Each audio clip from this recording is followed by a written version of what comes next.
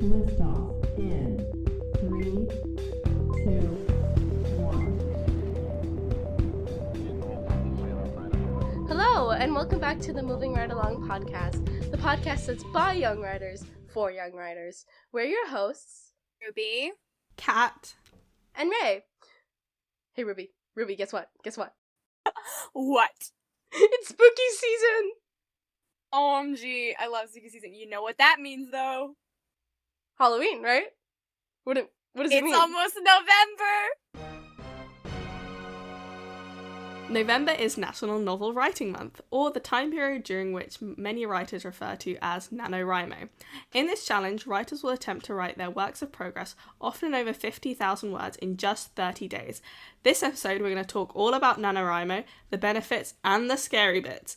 Side note, both me and Ray are sick at the moment, so if you're wondering why we sound a little bit weird, that's why, and if we keep coughing, that's also why. However, Ruby is still the same hyper toddler. Wow. So you get to listen to our beautiful, sick voices. But, question, what if you don't make your word count in time? I mean, 30 days isn't really that long to write that many words. Well, that's sad. No, okay. So we're going to talk have any of us done NaNoWriMo before? Yes. Ruby is a nano veteran, I know that, but I've actually never done NaNoWriMo before. Why have you never done it? Have you just never, wanted to do it, or, Well, a fun fact, I didn't know it existed until, a month ago. I didn't know it was a thing. I also didn't start writing until, earlier this year, maybe in January. Seriously writing, so I never really thought about that before. So I have a lot of questions this episode. Yeah. Is that why you keep calling it NaNoWriMo? Oh, did I say it again? No! NaNoWriMo. I'm sorry, it's a bad habit. No, NaNoWriMo. We all heard it. We all heard you say NaNoWriMo. Ruby, so I know that you've done NaNoWriMo before, so what was, your experiences with it? I mean, writing that many words in 30 days, is it a good idea, bad idea? What do you think? I think it's a great idea. The last time I did NaNoWriMo in November was back in 2018, so it's been a hot minute. And that was also my first time doing it, and I won it, which was, I don't know how I did that, but I did. And NaNoWriMo, I think, is just, so much fun. Even when I'm not in November, and there's Camp NaNoWriMo as well, which is in July, but even when I'm not in those months, I usually write on the NaNoWriMo schedule, because I feel like it's, such a good schedule if you really want to get a lot of words down. And I love Nano, which I don't think surprises anybody. I'm pretty sure I've actually mentioned that in previous episodes, but yeah, Kat, what about you? What are your experiences with Nano? Yeah, I really, really like Nano because I feel like it's just a lot of, I know for some people it's, really, pressurized because you're having to write, a whole book in basically a month. But I really like it for that reason because it means you can't overthink it, and also it forces you to finish because you're you don't have the time to procrastinate. You have to get it done. So I've done it a few times. I don't know if I've ever actually done it in November though, because I've always just done it when I feel like it. I'm just this month, April is NaNoWriMo, even though it's not November. But yeah, and I definitely think that it's a great way to just sort of push yourself and see what you're capable of, because a lot of writers, I think, don't realize how much that they can they can write. A lot of writers talk about how they've never finished a first draft, and if you do Nano, it will force you to finish that first draft. But even though we have our own personal experiences, and as you can see, two of us really, really do like Nano, the third does not know what it is. I know that a lot of people get a lot of anxiety about Nano, and that's why we're talking about what's scary about Nano today. So what do you guys think is some of the issues that come up around Nano? Yeah, I mean, there's a couple. Even if you love Nano, you have to admit it is so draining and so intimidating. I've done Nano, I would say I've been on the 50,000 words in a month schedule 3 times. And it's really tiring. Like, oh my gosh, you don't realize how tiring it's gonna be until you actually do it. So I totally get why writers are really intimidated by Nano and are afraid to try it, because it honestly is. It's like not this like little feat that you can do. You have to be really dedicated and you have to be really disciplined to get it done. But I think that it's so worth the try, though. I think NaNoWriMo, I think if it doesn't work for you, then like that's okay. But I think you should try and just see if it does. So obviously, as we've mentioned, I've never done Nano, but I do have a question. So I don't think, it doesn't have like a set word count, right? Like it's just whatever you write. Yeah, I don't think it technically does, but I think it recommends 50, is it 50,000, right? It recommends 17,000, oh no, not 17,000, 1,776 words, I believe, is the exact amount. Yeah, a day, basically. So that's how much you should try to write a day, so that like you end up with basically I think it's like a 50,000 word book. But I think it's sort of like you don't have to do it that way. Like you should be scared. It's like the Duolingo owl. Yeah. Oh my god. Yeah. But I do have a question. So some writers could finish with like the 50k words and some with like way more, like 200k. So how do you not compare yourself to other writers? Yeah, that is a really good point, because especially with the way the way the website is set up is that the more you can sort of make friends with other people on the kind of NaNoWriMo website. Have you ever used the NaNoWriMo website, Ruby? Yes, I always used to like track my word count because I loved seeing like the statistics and I loved seeing it like go up. It gave me such like a serotonin boost. All the serotonins. So one of the problems with the website is that obviously you can make friends with people, which is great. That's not the problem. The problem with the website is that you can make friends, and we don't like making friends. No, Cat, the introvert. Yeah. No, there is that issue of like, especially if you're in a writerly circle, seeing all these people talking about how they wrote 2,000 words today and like 5,000 words today, it can be really difficult to sort of go, well, I'm not writing that much. Maybe that means I'm not a real writer and I'm not like as good as these other people, even though you don't know what's going on in their lives. You don't know if maybe they have a lot more free time than you, or even just the kind of book they're writing is very different, because if you're writing something that maybe requires a lot of research and stuff, that might be a lot more difficult to write that many words when you're having to constantly research stuff, compared to someone who might be writing a much like lighter book. But like, you shouldn't just compare yourself to other writers. What do you think though? I think in general in writing, I think that's a problem of like writer comparison, and I think that leaks over into NaNoWriMo because, like Kat said, like you can see other people's stats during the thing. So I remember when I did it, there was like this one, because basically you have like your like region where like you can meet up with people for events, and I never went to the events because I was like 12. I was like, I'm good. I don't really want to go hang out with a bunch of adults.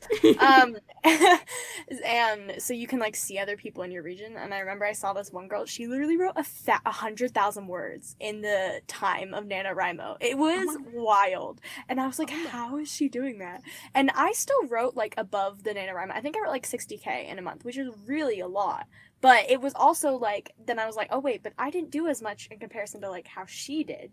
And I think like that's just such like a destructive mentality to have, honestly, because it's just, your writing is never going to be the same as somebody else. Your pace is never going to be the same. And I mean, I think we did talk about this a little in our like what counts as writing episode. Just like, it doesn't matter how much you're doing, it just matters that you're writing. And I think NaNoWriMo can be really, I think it can negatively affect people really easily, which is not what it's made for. It's made to like be this like fun thing that you can do if you want to do it. But I think NaNoWriMo is sort of, I think people can get too much of like, it's a competition. Like I'm competing with everyone around me. But that's always, I don't think that's a good way to look at it. I've always looked at it like, oh, I'm competing with myself. Like I want to challenge myself to do this much. Yeah, but Ray, what do you think? Well, I've never done Nano. But like in general, like have you ever compared yourself to another writer? Not just a Nano, but like if you did Nano, do you think you would struggle? Yeah. Well, I might do Nano this year. I haven't exactly decided, but if Join us.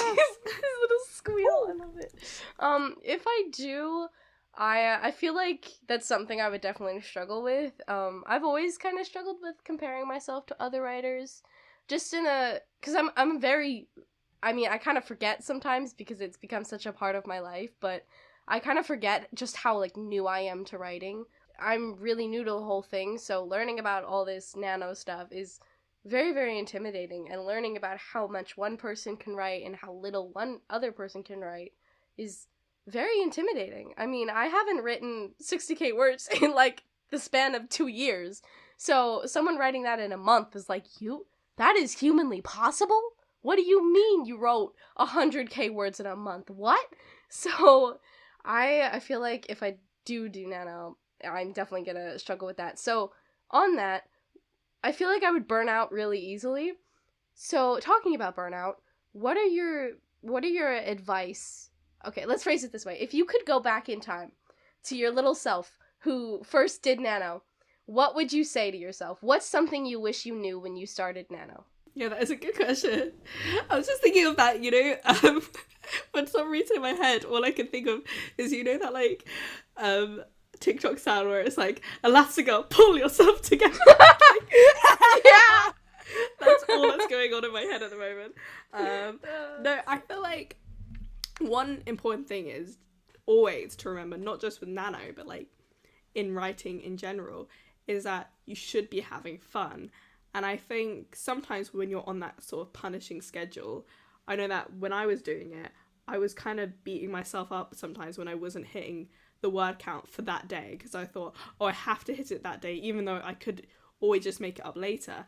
And if you're doing that, you're not having fun writing, you're just trying to hit the word count. You're not going, oh, this is a really interesting story. You're going, why am I not hitting this word count? Am I a failure? And stuff like that. And it can be really damaging because you're thinking, oh, I'm not doing this right, I'm doing this badly.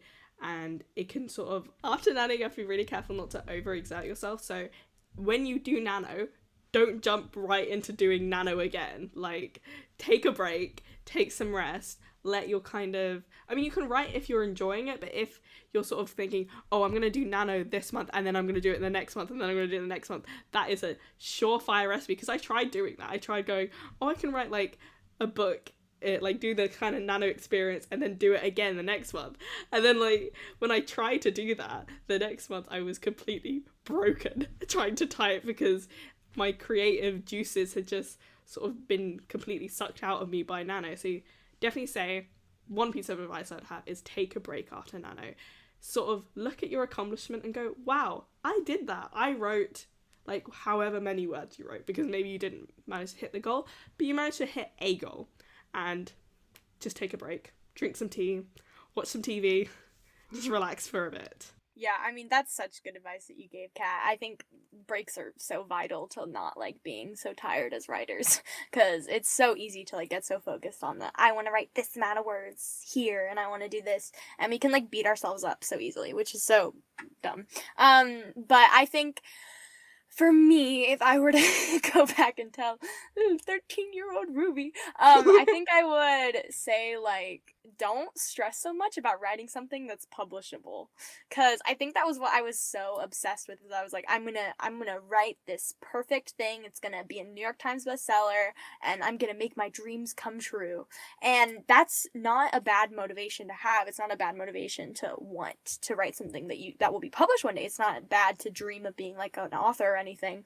But I think it went bad because during the NaNoWriMo process, which is the first draft, which is your most basic draft, it's going to be your worst one, I was so, like, set on making it, like, good enough.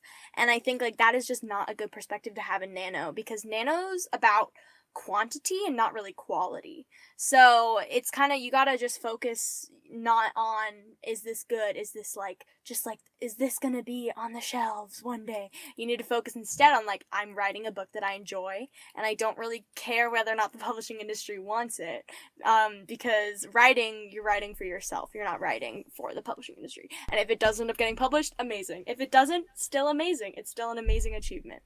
So I think I would just tell myself that, because I was so, like, bent on being, like, an author, and it's something that I've had to, like, grow in as a writer, of just, like, accepting, like, even if I don't publish this work, it's still important because it helped me on my journey towards maybe one day being a published author.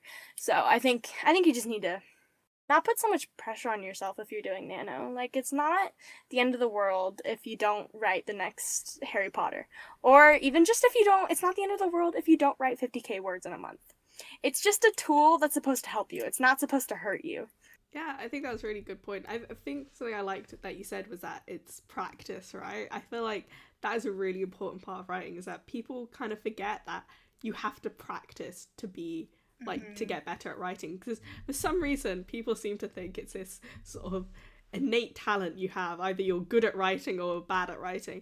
Whereas, in fact, you have to practice a lot. And things like Nano, for me personally, really, really helped with practicing just getting, like, writing a book, basically. You have to do the whole process of sort of drafting it, writing it, and then obviously after Nano comes the worst part, the really, really scary part of Nano, which is editing it. I think that's really, really scary. What do you guys think about editing? Like, Ruby for Nano, what do you think about editing? Ray for general life, because again, you've never done Nano.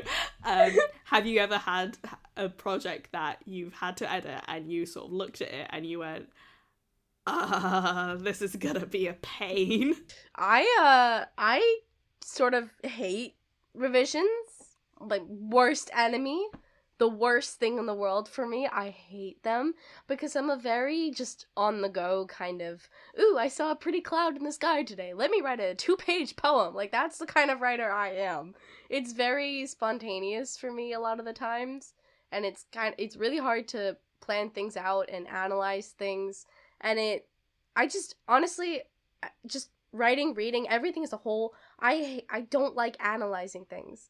Sometimes it's fun to analyze for my own enjoyment, but I don't like picking apart a book or, like, a poem or something to the part where each word is so separated that it loses its message, you know?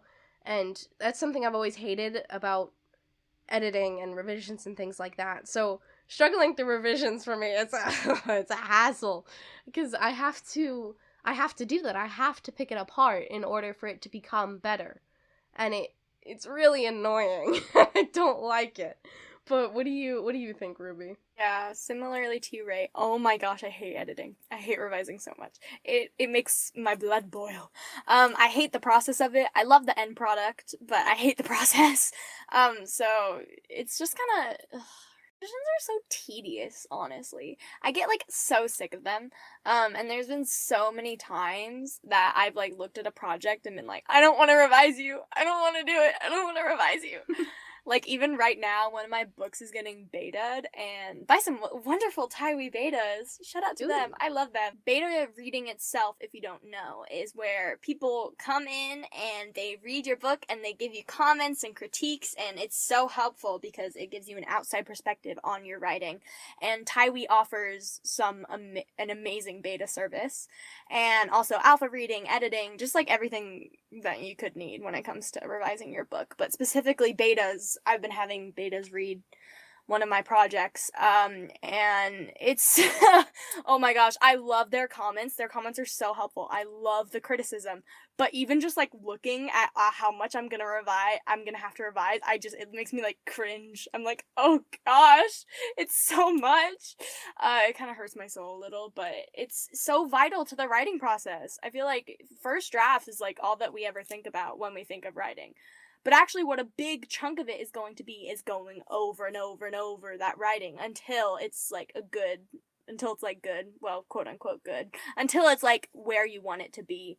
And it takes a lot of work to do that. But I feel like every project I've ever written, I will be writing it and I'll get to about, like, the 60k point, and I'll be like, I hate this. This is gonna be such a nightmare to edit. I hate it so much. I always kind of end up at that point. What about you, Kat? Do you have experiences with hating editing like we do?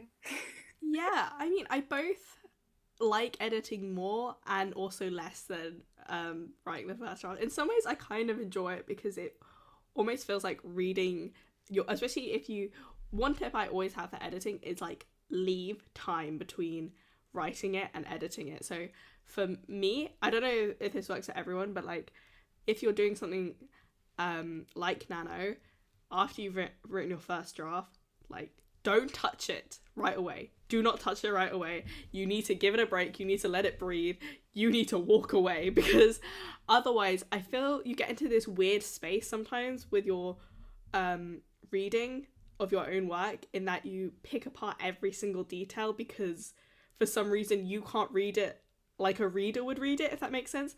Like, you need to approach it in the way that a reader would see it, rather than does I say, I feel like I have that moment where you're reading a sentence and you can't even tell if it's like a writing sentence. It's just a jumble of words, and then at that point I say put the book down, put the editing away, walk away, come back later.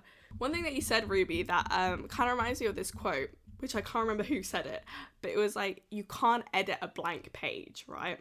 So the most important thing is getting the words down, which is why I really, really enjoy things like NaNo, because it is sort of the epitome of, you have to write this, you get it done, and then you can edit it, because you can't edit a blank page. You can't edit what is not there. So if you do something like NaNo, that is giving you a chance to edit it later. Actually, while we're talking about, obviously, the whole writing process, you have to come up with the idea and develop the idea and then actually write it and then edit it and all that jazz. I want to ask, what does your process look like leading up to NaNo? So before you actually start like writing the book, getting the words down, what do you do before that? Well, there's this thing in NaNo. It's where basically you prep for the month of October for your book that you're going to be writing in NaNo. And as spoken about in the first episode, I do a lot of planning. So usually in the first couple, like when I'm specifically focusing on NaNo, I will spend the first couple weeks doing my 20-page idea document, where I basically just literally think about everything. I flesh out the characters, I flesh out the setting, I do a lot of world building in that time, like, especially because I do fantasy, I'll do, like, the history of the world, kind of, like, what's important, what does the reader need to know about the history of the world, and then I, like, focus in... I usually focus in a lot on, like, scenes that I want to write, because it's one of those things that I, like, get excited about, like, the scenes that I want to write. So I'll, like, do, like, scene prompts sort of a thing. And then I'll take all of that, and in, like, usually the last, like, week or so of Preptober, I love the word Preptober, it's so cute, I will write my outline, which usually falls around 20 pages. Kat looks horrified right now. This is just... Hey, but you know what, guys? My last project that I've been working on, it's only a 10-page outline. So progress. But actually, it's been like the worst. The applause. But actually, it's been like the worst project to work on, because I need 20-page outlines. I'm taking my claps back. I mean, if it works for you, Ruby, if it works for you, it works for you. Your 20 pages. It scares me, but it works for you. Works. I'm telling you, I won NaNoWriMo with that process, so. That going for me. Kat, what's your process as my process is very different from yours. Firstly, like I said in the first episode, I am massive pantser, so I am not gonna go in with an outline. Instead, something that I do actually before is sort of look at my calendar, look at the days, and kind of work out, are there days where I think I can write more and days that I think I should probably be writing less. So for example, if I know on one day I have like an event going on, or I have like a load of work during that day, I'm gonna say, oh, I'm only gonna write a little bit on that time. I'm trying to like sort of space yourself out, because I know a lot of people think, oh, you need to go for daily word counts. Instead, I try and look for maybe either like weekly, or just making sure it all adds up to how much I want. Then I don't plot, so I normally will just go in with my vague idea of whatever my vague idea is, and then during the process, obviously, we all have experienced a bit of writer's block. If you're someone who plots, you can just bypass writer's block, just go into the next scene. What I do during NaNo is I just skip that scene. If I don't know how something links to another scene, I'm just going to move on to the next bit, and then I'll just come back later. So I don't really write chronologically during NaNo, because I don't have the time to write chronologically. So I will normally just say, okay, then this thing happens in like all caps, and then move on to the next bit, so that I can still be hitting my word count without getting bogged down in, okay, I don't know what this scene is, I don't know how they get from, you know, trying to murder each other to being in love or whatever. I've actually never read an Enemies to Lovers, so I don't know why I use that excuse.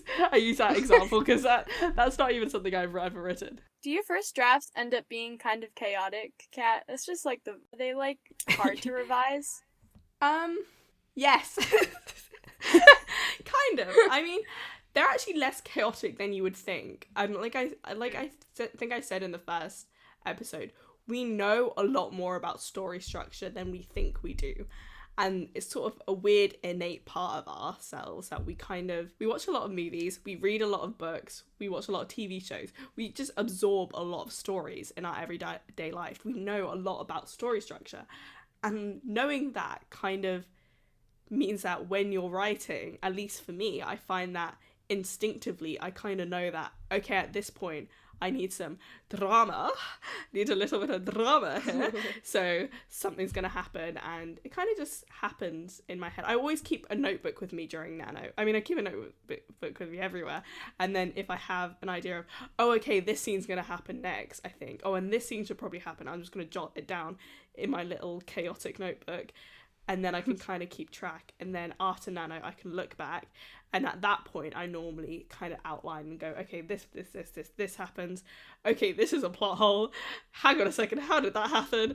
And then I'll fix it later. So I always like to keep a little thing next to me. Also, during NaNo, I don't really edit during NaNo that much. I always try and write down what the plot hole is, rather than trying to edit it during NaNo. So if I notice halfway through that there is this massive plot hole that I've not addressed, I'm going to write it down and ignore it until I have to deal with it. Which is my philosophy for life. Ray, if you do NaNo, how are you going to go into it as a plantser? Okay. I actually, I had an idea for, like, I promise I have a point. This will wrap back up to what we were talking about. But I had an idea for, like, a webtoon. I used to be really into art about, like, maybe 2 years ago. So I was gonna make a webtoon, and I had a really cool idea for a webtoon. And I think now I might write it as a novel, and that might be my NaNoWriMo. Ha! See? I said it right! Work. My NaNoWriMo thing. But I feel like it really, like, true Plantsing fashion is just gonna mash your two styles together. Because I usually have my little outline and then just kind of go with it. I mean, I had most of the characters already from a while ago. They need to be updated, of course, because they're like little me characters. I was small when I made it, but I don't know. I have no clue what I'm doing. It's gonna be interesting. I'm a little intimidated, but do you guys have any NaNo tips and tricks that you think our audience would like to know? Like, it could be anything from drink lots of caffeine to don't drink any caffeine because it'll make your heartbeat go really fast. Any tips? Any things? I mean, Ray, even though you've never done it, do you have anything that you feel, just from knowing what NaNo is, that you have any tips in general for writing? And Ruby, obviously, since you've done NaNo, any tips? I mean, just write whenever you get the chance. That's kind of my tip, because if you don't, you're not gonna make your word count. So if you're really dedicated, if you're like, I want to get this 50K, I really want to do it, then you need to be willing to, like, put aside other things for writing. Like, you need to, because sometimes I'll be like, oh, I just want to, like, watch TV and lie in bed, because I usually get a lot of, like, my NaNo work done, like, at night. You just have to be like, okay, I'm gonna write. And some days you're not gonna want to write, and that's okay. But if you really want to get the 50K, you're gonna have to write anyways, or you're gonna have to make up for it later. So just be willing to sacrifice some things for NaNo, because you have to be committed to get it done. I mean, sacrifice is a little dramatic, but, you know, you get the point. Be prepared to die for NaNo. Oh, jeez. Go to war for NaNo. Sacrifice it all. I feel like this is more advice for my future self if I'm doing it, Anna. So, hey, future Ray, listen to me. Listen, hey, listen to me, okay? I feel like you just need to kind of, at the end of the day, prioritize yourself. If you get to a point where you're, like, super just dead inside because you've been writing and you haven't taken care of yourself, you need to take a step back, maybe go for a walk, drink some water. Like, at the end of the day, you need sleep, you need to live, you need to breathe. It's not all about writing. So it's okay if at the end of the day, maybe it's too much, it's okay to call it quits.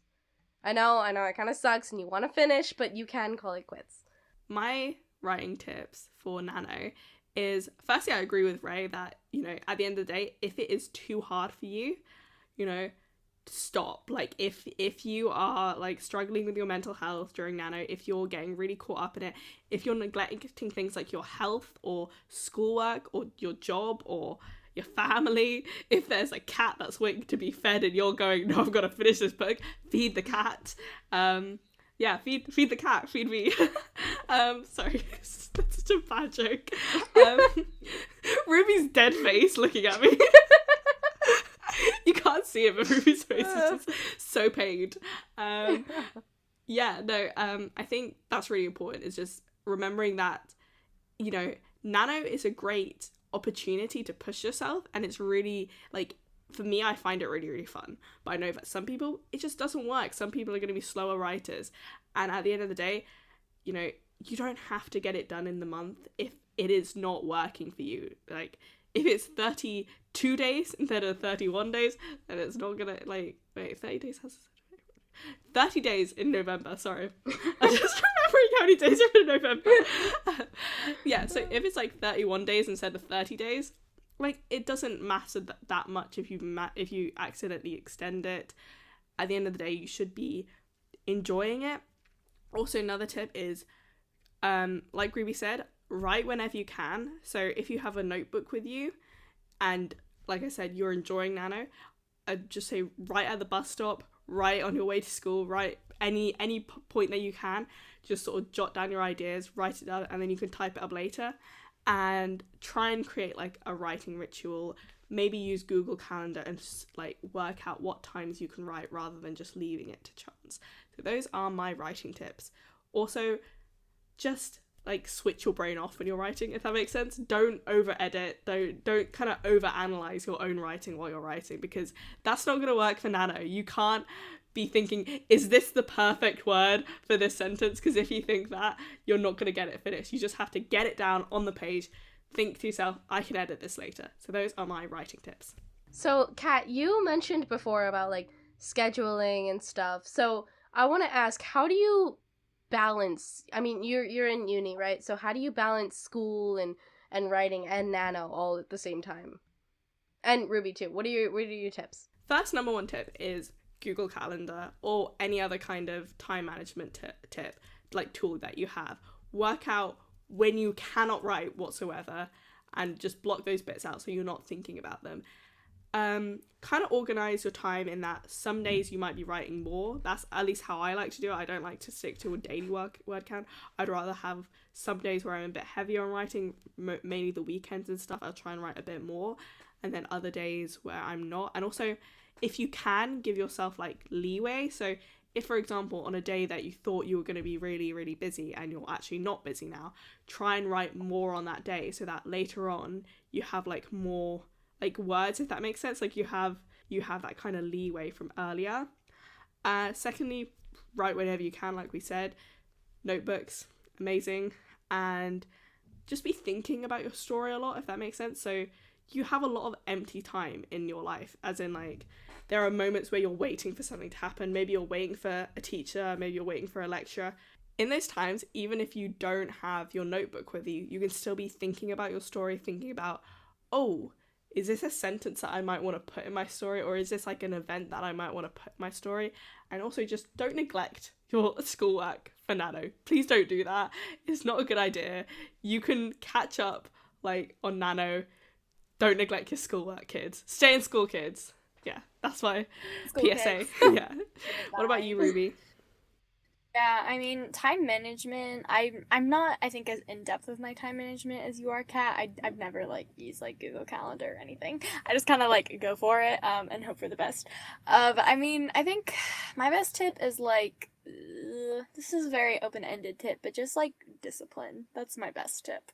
Because it's gonna take a lot of, you know, managing school, managing life, and Nano all at the same time can be really difficult. But I think also prioritize your mental health. Like, it's not going to be the end of the world if you can't handle all of it. Because like Kat said, like school is important. It's important to keep on doing your schoolwork and not fall behind because of Nano. So I would say just with time management, just do what you can and don't like get angry at yourself if you miss a day. Like it's fine. It's not the end of the world. It's just writing, you know? Writing's supposed to be fun. It's not supposed to be this thing that like we get all mad at ourselves for doing. Yeah, and actually something you said about taking breaks, something people sometimes forget is that if you take a break, like schedule yourself some breaks in, because you can often write more when you're refreshed. If you're sleeping well, eating well, you're going to get more writing done than if you're kind of trying to do all-nighters, catching up on Nano. No, just go to bed and you're going to write more because you're going to be less tired. And if you're doing Nano, just remember you're not alone. There are so many people doing it, and there's so many resources out there that are really helpful. There is a wealth of information on the NaNoWriMo website at NaNoWriMo.org. And by the way, NaNoWriMo is also a non-profit, just like Taiwi, so you can go support it, support your writing organizations. Yeah, we love writing organizations. And on the NaNoWriMo website, you'll find a bunch of handy guides for outlining your story, fleshing out your characters, and more. Some other tips beyond the NaNoWriMo website: you can make Pinterest boards. I love like mood boards for books. They bring me so much joy. Spotify playlists. I love Spotify playlists as well. Some of my Spotify playlists for some of my projects are like so spot on. It like makes me cry. I love them. Another tip I would have, act like your character for a day. Kind of put yourself in their shoes. I like, sometimes when I start a new story and I don't really know much about the characters, I like to kind of pretend to be them for a day. So like I'll dress like them, I'll talk like them, I'll act like, maybe don't be mean if they're like a villain. Don't maybe kill not. anyone. Yeah, don't do that. But you get my point. I like doing that. It's fun. Almost sort of similar to Ray is that when you're writing dialogue, say it out loud, sort of like read your own writing to yourself, because it's always, I mean, it makes you sound a little bit, you know, makes your neighbours worry a bit because it could just hear you talking to yourself. But it's a really great way to kind of see if the dialogue you're writing sounds natural, and also just write a bit more dialogue. And if you are doing Nano, please tell us on the Moving Right Along podcast Instagram what your project is. We'll be putting up a question box on our story, so go check that out. Yeah, I won't lie, NaNoWriMo is definitely still scary, but hearing all of what you guys said and all your tips, it doesn't seem as intimidating anymore, so maybe I'll give it a try. Yes! One of us! One of us! Yeah, and I mean, I want to encourage any writer who's curious about doing Nano just to try your best. Either way, you get to put your story into action and learn more about yourself and your abilities. There's really no downside to that. And whether you come out of Nano with 50,000 words, 5,000, even just 1,000, that's an achievement to be celebrated. And I'd also encourage that you see if you can find a group of writers to make friends with, or if you have friends who are already writers, you can also, even if you're on the Taiwi Discord, see if there's anyone who's willing to do Nano with you. So join the Taiwi Discord, shout out to Taiwi Discord. Yeah. Because it can be really, really fun having a group of writers doing Nano with you, because you can keep each other on track, as long as you're not comparing yourself, because if you compare yourself, we'll be very cross with you. But it can be a lot of fun, and you can sort of talk about the struggles of Nano, try to get all those words out, and it's just a really great way to not feel so alone during Nano. Okay, so hypothetically, if I were to brave NaNoWriMo this November, I think I'd start by step 1, finding my idea, tirelessly hunting it down. Boom! I capture it so I can develop it further under my supervision. Step 2, write down everything. My location, the weather, the people, that one side character I know I'll get overly attached to and then kill off in the end because, that I'm a writer. And step 3, the outline. Plotting. Pantsing. No. Planting. After I outline, I move on to step 4. Create a healthy schedule that leaves me a lot of free time to spend resting when I'm not writing. And step 5, cross the finish line with a word count, no matter the amount that I am proud of, because all that matters is that I enjoy writing, and that I'm giving my all to improve at it whenever I can. Woo! Mic drop. That was so cool. Oh my god, Ray, you're my hero. Oh my gosh, Ray, I'm such a big fan of you. Yeah. Would you sign my autograph, please? Oh my god. I will be buying your book when it comes out. Yeah. Finally, there is never any shame for burning out or losing motivation during Nano or any time during writing. It's completely normal to sometimes just need to take a break. Even if you love writing, which we all love writing, sometimes you just gotta take a break, and it's healthy to take the necessary time to rest so that you could enjoy doing it again. So please, from us, take a rest if you need one. Yes, and that's it on what is scary about NaNoWriMo. Happy writing from our humble spaceship to your writing hub, and we're sending our best NaNoWriMo wishes to all of you that give it a try. That's all, writing cadets, and we'll see you on our next adventure. I'm still terrified of Nano. I'm not gonna lie. We'll do it together, and then we could all see Ruby just going off into the distance with her 7,000. Thank you for listening to the Moving Right Along podcast made possible by the Young Writers Initiative. Tune in next episode where our hosts give you their tips on how to handle burnout. You can follow us on Instagram at Moving Right Along Podcast or find us on tywi.org. And while you're there, make sure to check out the services Tywi offers and maybe get involved on our Discord server, The Writers Town.